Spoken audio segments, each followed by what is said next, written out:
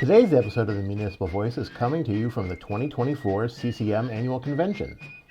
Each fall, more than 1,100 attendees, including local government leaders from across the state and companies providing the best in products and services to towns and cities, gathered together for 2 days of informative workshops, interactive discussions, and networking opportunities. The Municipal Voice is the Connecticut Conference of Municipalities podcast in collaboration with WNHH LP 103.5 FM. I'm your host, Matt Ford. As always, be sure to give us a like and let us know what you're thinking in the comments. CCM's Municipal Voice podcast continues to present a key forum on important state local issues. The views expressed do not necessarily reflect the consensus views of CCM or member municipal leaders. We're coming to you from the 2024 CCM Convention, and I am here with... Hi, I'm Sarah Eckhoff with the Connecticut Coalition Against Domestic Violence. And we've talked to you on the show before, I think, but what do you do there? So I work in prevention. I work in primary prevention, which works to stop the violence before it ever starts, creating kind of community conditions that lead to healthy, safe, thriving communities. And we're here at our convention with all the municipal leaders. How is the relationship with municipalities important to your organization? It's incredibly important. So we're made up of a network of 18 member sites that are across the state. So we're serving every community in Connecticut. So it's important to build relationships just really across the entire state, because we know that domestic violence is an issue that touches every aspect of the state, every community, every person in one way or another. So it's deeply important and integral to our work. Great. Do you have any big events or programs coming up that you're excited about? Nothing's really coming, to the top of the mind. We just finished Domestic Violence Awareness Month in October, so we had lots of big events then. So I think we're probably gearing up for things to come next year. The legislative session's going to be starting soon, so there'll be a lot of work happening around that. But our member sites that are located throughout the state, they do have events and things throughout the year as well. So it's always great to check out their calendars too, just to see what's going on. So if someone was interested in learning more, where would they go to find some information? So they can look us up, the Connecticut Coalition Against Domestic Violence. Go to our website. CT Safe Connect is our 24-hour statewide hotline that's available via call, text, chat, email. They have a website as well. We have lots of information that we're giving out with ways to connect with us, learn more about our services, the services of our member organizations. But that CT Safe Connect phone number is a great kind of one-stop shop to get connected to local organizations. Awesome. Well, thanks for talking with us, and I hope you enjoy our convention. Thank you so much. Thanks for having us. All right, we're here at the convention, and who are you and what do you do? Hi, my name is Ryan Pothering. I'm the Transportation Supervising Engineer at the Office of the State Traffic Administration at Connecticut DOT. And what workshop are you heading up here? I'm presenting on the Automated Traffic Enforcement Safety Device legislation, also known as red light running cameras or speed safety cameras, and talking to the municipalities across Connecticut about how to apply for them and to talk about the review process through my office. Okay, so they have to apply to put one of these in? Yeah, they have to put in an application. They have to first pass an ordinance to allow the municipality to use the devices, select a certain number of locations based off of safety and equity concerns and factors, and then submit an application to us for us to review and approve.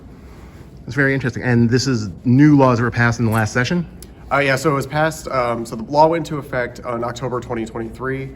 And so we've just received 3 applications from municipalities from Stamford, Washington, and as of this morning, New Haven. And are there financial help with those cameras for the towns, or is that something they pay for So themselves? that's something that the town has to kind of decide for themselves. For us, like what my office does is really we review each of the locations to see if one, they address any safety concerns at a specific location, and making sure that they're distributed enough such that they don't have any negative impact on any sort of disadvantaged communities. And the kind of move towards automated traffic, say the red light cameras and stuff, have they been shown to be safer, to help bring down? Yep, it's been proven to reduce speeds in an area and also reduce fatal and serious injury crashes. So it is a matter of safety. Yes, it is. It is primarily for a matter of safety. They're definitely very very popular in school zones for a reason. And let's say someone gets caught by one of these cameras, would they get a ticket in the mail or something? How would that work? So yeah, they would receive first, like for the first 30 days that like the device is activated, they would receive a written warning in the mail. But then any subsequent ones, they would get initially a fine of $50, and then it would go up to $75 for any subsequent offenses. That's cool. So if someone wanted to learn more about this or anything else that you guys do in your department, where should they go? So for traffic safety cameras, you can go to the Office of the State Traffic Administration website on Connecticut DOT. Right at the top of the page, there is a link to the ATSD program. Well, great. Thanks so much. Thank you very much. Good morning. My name is David Dorfman. I'm the Senior Vice President of Global Sales at Vera Mobility, and I'm here today to talk about automated enforcement, really what these programs are, what they look like, sort of the mechanics of how a city or town would implement one.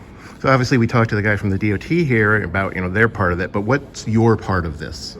Really focusing on a little bit of the background of automated enforcement, talking about the different types of programs, whether it's speed, red light, school bus stop arm, safety enforcement programs. So just giving a general overview of what they look like from end to end. Also giving some success stories from other cities around the country, and talking about lessons learned. So I think most of us heard about the red light and the speed things, but what was it that about the school bus arm thing? Yeah, so there's a school bus stop arm program. So everyone knows when a school bus stops and to let kids off or have them come on, the stop arm comes out on the side of the bus. So what we and others do is we put a camera system on the side of the bus that would capture a motorist who illegally passes the bus, and we would, as a result, they would get a violation. They would take a picture of their license plate and they get a surprise in the mail. Yep. And how long have you been doing this? Just about a year now. So I'm relatively new to the industry, but really excited. It's a great mission. Public safety is really the forefront of what we're doing here. So excited to be here. So this is your first time at the CCM Convention? It is, and I am not a Connecticut resident anymore, but I'm born and raised in Connecticut. Okay. I grew up down in Fairfield County, but I'm coming here from Dallas today. So excited. So did you have to visit some family while you were here? Unfortunately, they've all kind of spread to the wind? Spread to the wind. We got to get them to come back. They'll see Yeah. this footage and want to come back to Connecticut. Yeah, no, it's great to be here. Really excited to be back in Connecticut and to be spreading the message on automated enforcement. And what's the importance of your relationship with municipalities? So they're our customer, our client. We work for them to provide the programs and the services. That's great. Well, thanks so much for speaking with us. All right, thank you.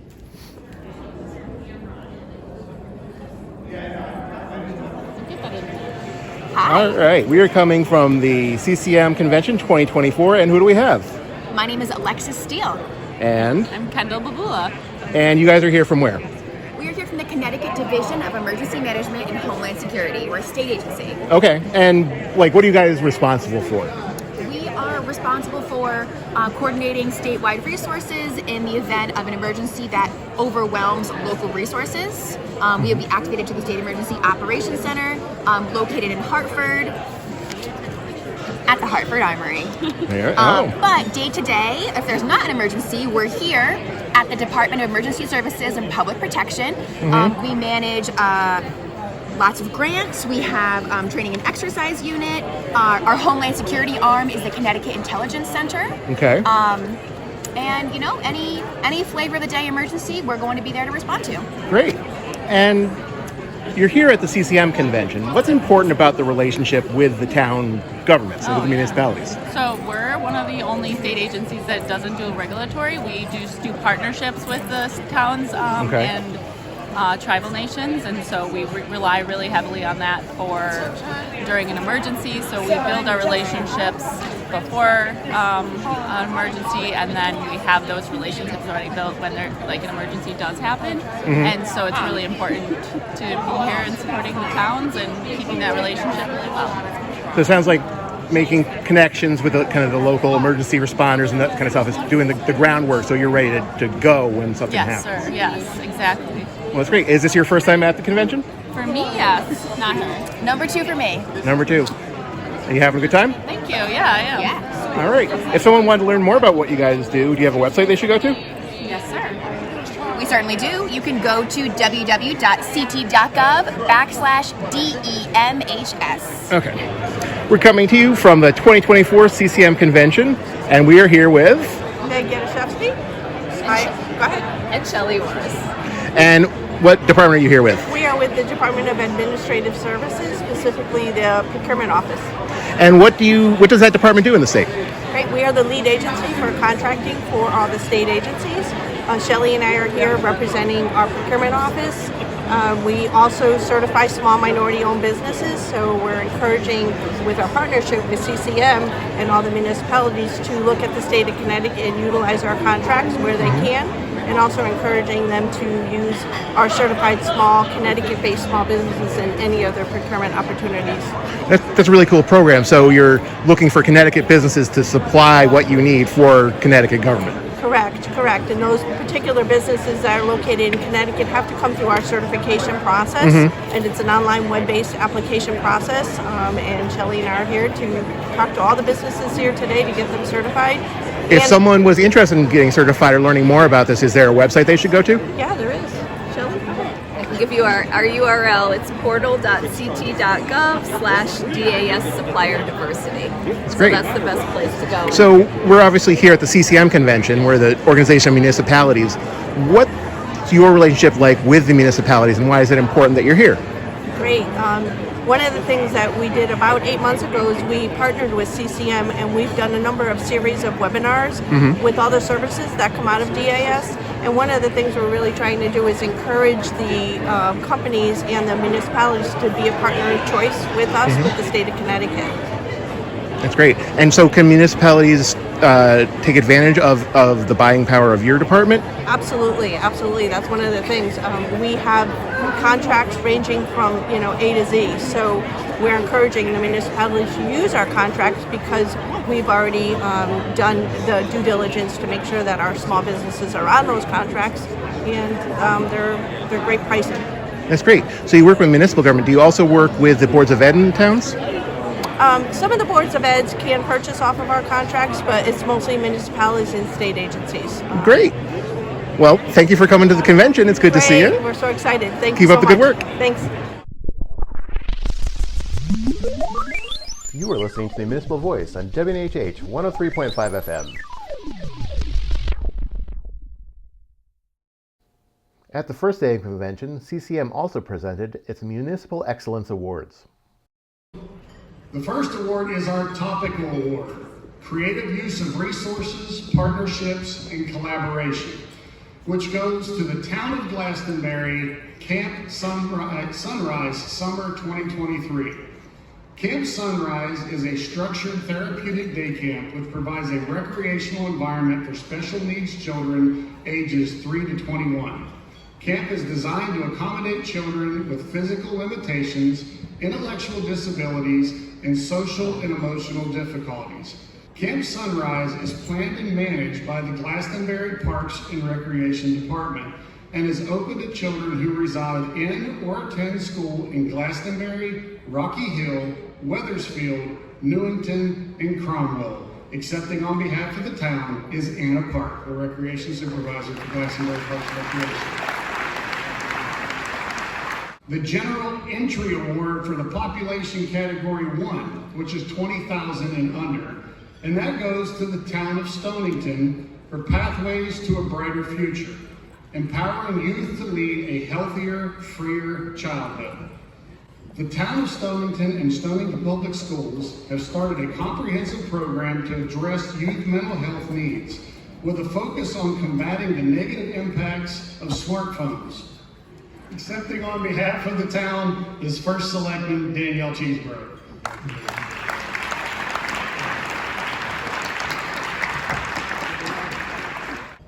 Okay, we're going to move on to our General Entry Award Population Category 2, which is 20,001 to 40,000. And for that will be my first selectman, Matt Hoey, will be coming to the stage. Matt? So this award goes to the town of Guilford for Sustainable Guilford Task Force Repair Cafe. What's the first thing many people think of when a household item breaks? To buy a new one. Time and again, we are told it is easier or cheaper to purchase a replacement than to repair the item. But this disposable mindset only exacerbates the current waste crisis. The idea for a repair cafe was inspired by our disposable society. which not only contributes to the current waste crisis, but also puts a strain on people's wallets. The task force saw this as an opportunity to make a positive impact and bring the community together in the process. Accepting on behalf of the town, the First Selectman Matt Hoey. And Matt, who did you bring with you? I'm sorry. I brought Terry Kane, our chair of the Sustainable Guilford Task Force. And Terry Kane, the chair of the Guilford Sustainable Task Force. Thank you both.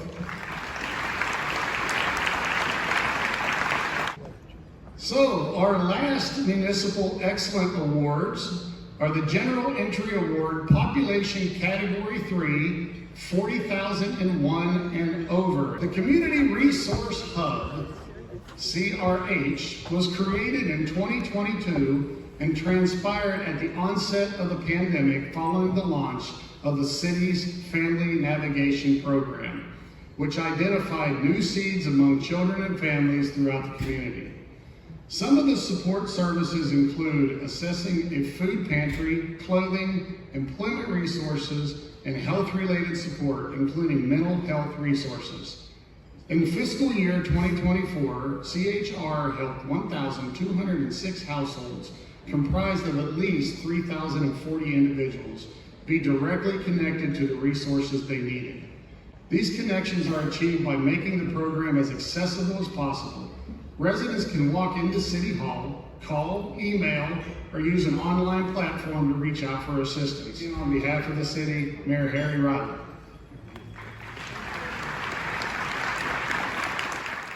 So now we're going to move on to a couple of the premier awards that we have named on behalf of the people that really founded and created CCM.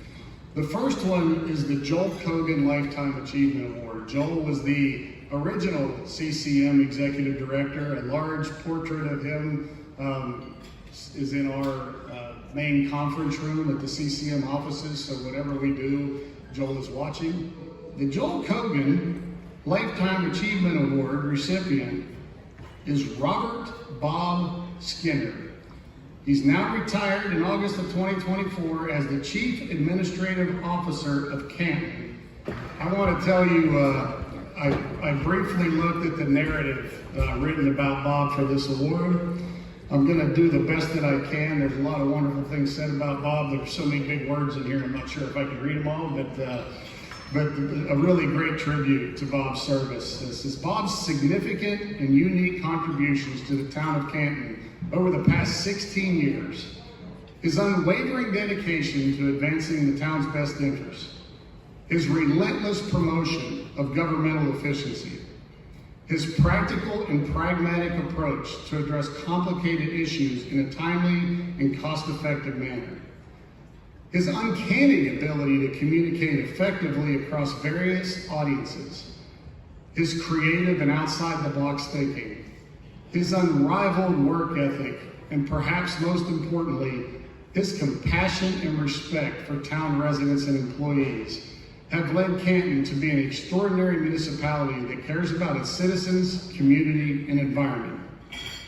In addition to the normal rigors associated with being CAO, each week Bob handled hundreds of emails, calls, and inquiries from residents, staff, and agency members, which is a 7-day-a-week process. Bob, congratulations on being this year's recipient of the Joel Kogan Lifetime Achievement Award.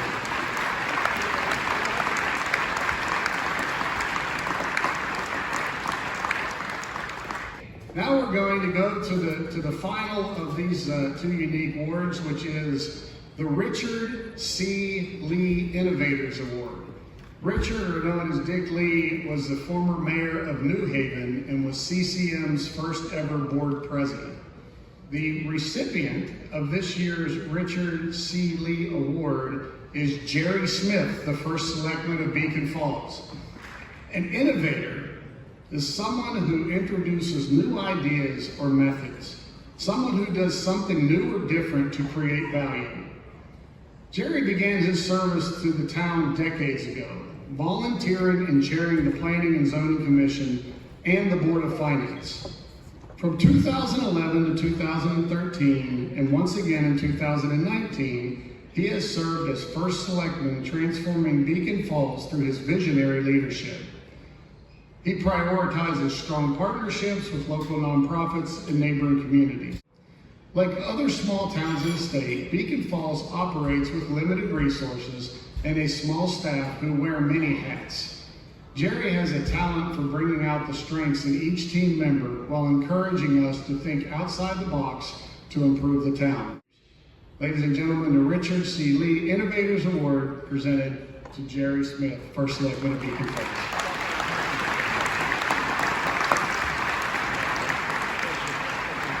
All right, we're down to the last set of awards. So we're gonna start with the first two, which are Jennifer Lineweaver, the town of Stonington, and John Chaponis from the town of Colchester and Andover. If Jennifer and John will first join us together on the stage. Jennifer and John are the co-chairs of the Legislative Committee of the Connecticut Association of Assessing Officials. Next year, Jennifer will be the new president of CAAO. And what I want to say about both Jennifer and John as they work their way up here, the service that they do to all of our communities, all hours of the day and night, particularly during the general session, is remarkable.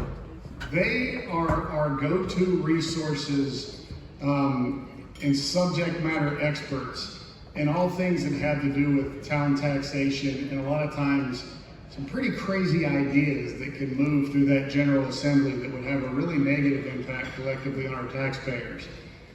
Imagine being on call all times of the day and night to deal with conversations at the State House in terms of the car tax, the issue that never goes away, that they are always there bringing reason and understanding in that building into how it works and how if you make changes to it, where those impacts are picked up in other areas. Issues with solar, veterans property tax exemptions, all things that don't sound particularly exciting to a whole lot of people. They volunteer a significant amount of time and expertise. Our residents will probably truly never know, but many of you will understand the incredible impact, positive impact that they have had on protecting property taxpayers and bringing reason to a complicated and certainly regressive tax code. But the work that they do collectively on behalf of our towns and cities is remarkable. So Jennifer and John, thank you so much. And you are two of our three municipal champions.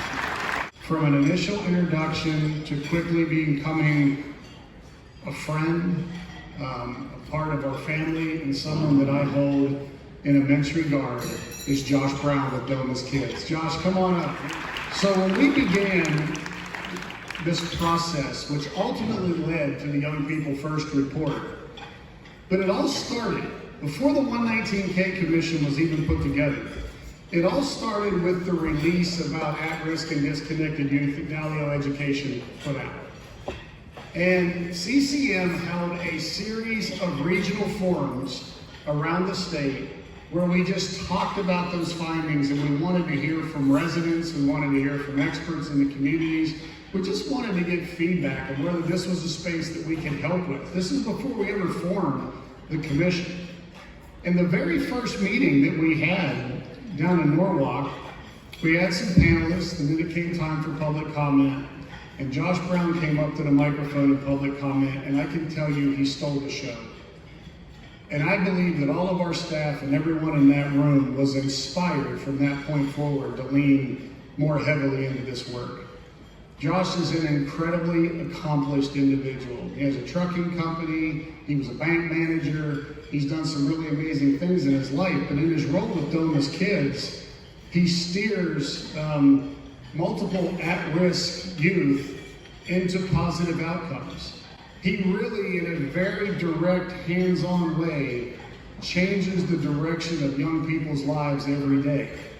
Last year, at this conference, we had a fireside chat that Josh participated in. He volunteered his time at every single commission meeting.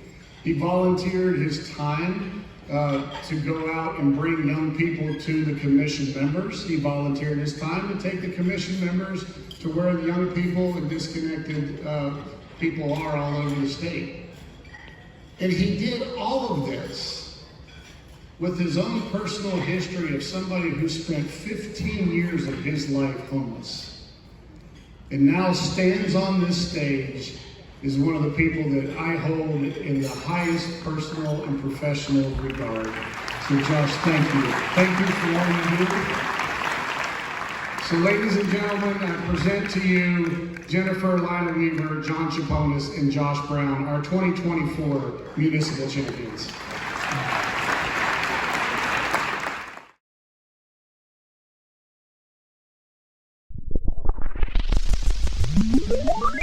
You are listening to the Municipal Voice on WNHH 103.5 FM.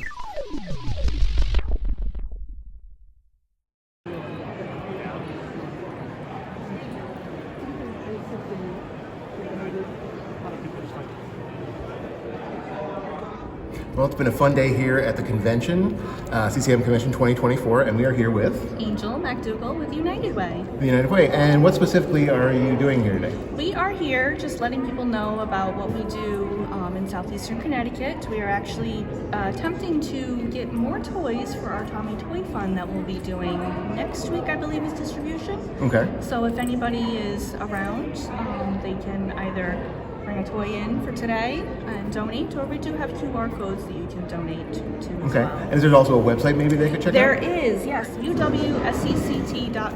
And is this your first time at the convention? This is my second year here.